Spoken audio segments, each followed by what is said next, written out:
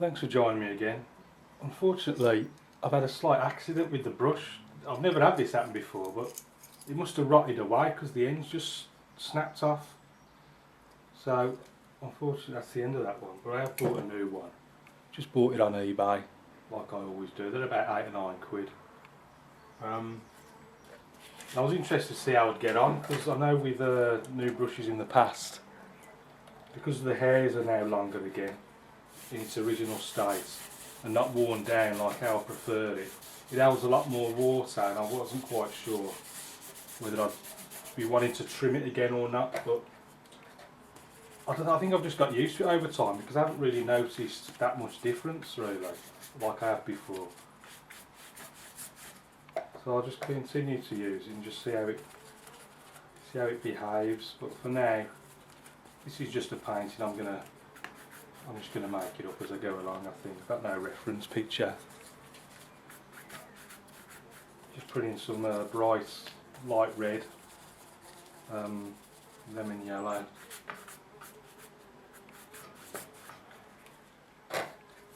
dip the tips of the brush in, and I'm just going light red, ultramarine,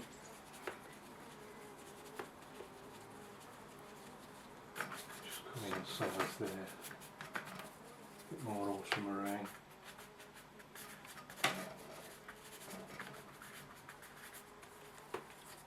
bit of Payne's grey as well, get it even darker.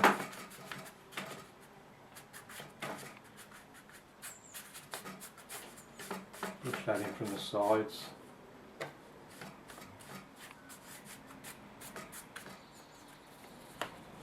Light red, bit of lemon yellow.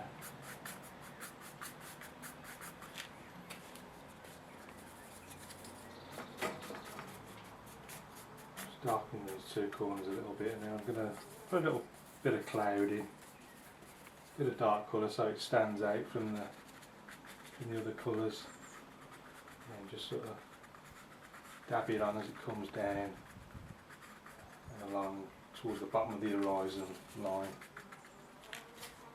Bit of tissue, a bit of white cloud in front of it. A bit more up there. So it's not coming off of fat lot because it's very old tissue and it's not very clean, so it's not very absorbent. It's great for more subtle effects, if you like. Paper stretched a little bit, so I'm just going to bring it flat against the board again. Just refix it on the right hand side. Just dipping the tips of the water in, got a bit dry.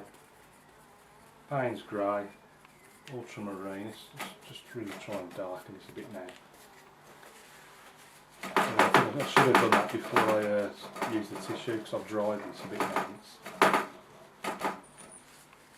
It's too dry now to do anything with it, so I'm just going to leave it as it is, I think.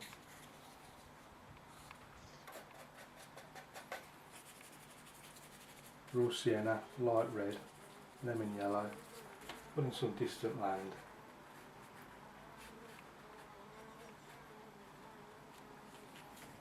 That just looks too strong. I'm going to try and lighten it a little bit.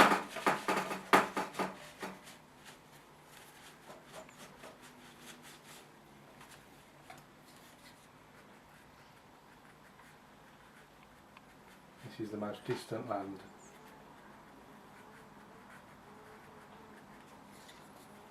Bit of ultramarine. It gets a little bit stronger. Yeah, big slope on this side. A bit too straight, let's make it a bit more bubbly.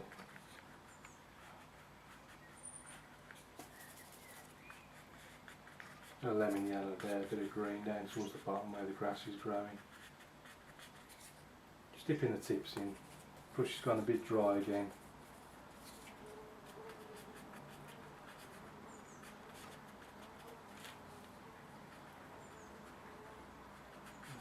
Got some land just coming round on this side. Big sweep there.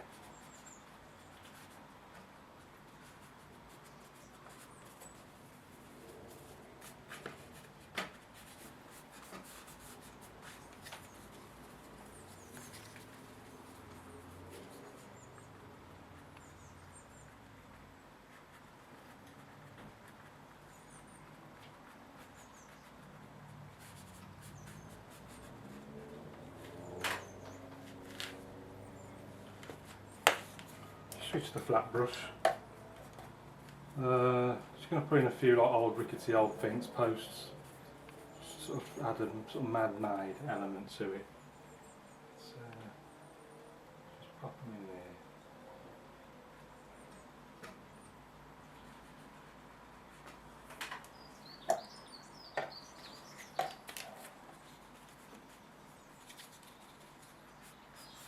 It's a bit darker.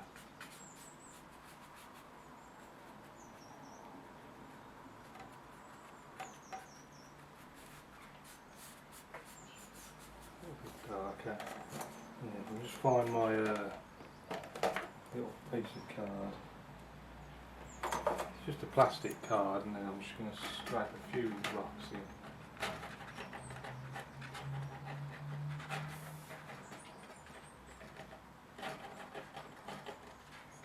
And if you overdo it, just paint straight over them like that. And let's try again.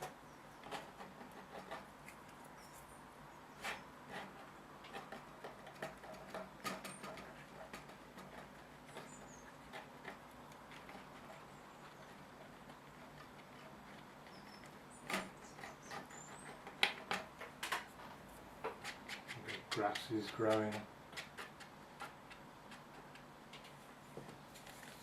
Just make sure the paper's flat.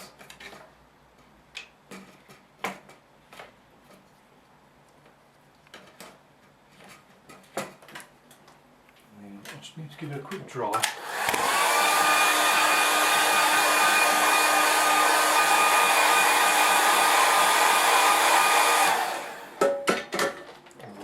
To the number 3 rigger, and all I'm going to do is find a clean bit of tissue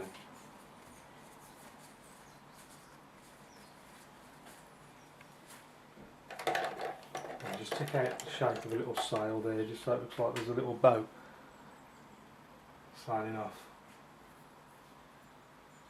around the corner. Just pop him in there. I'm deliberately picking a dark bit so that it'll contrast against the white of the sails. I should have dried that bit there.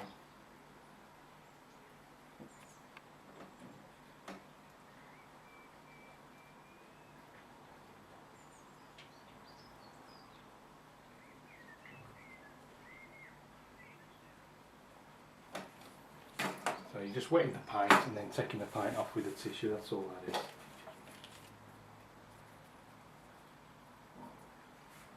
And then just have a few. Just picking the lightest area there so that the birds stand out.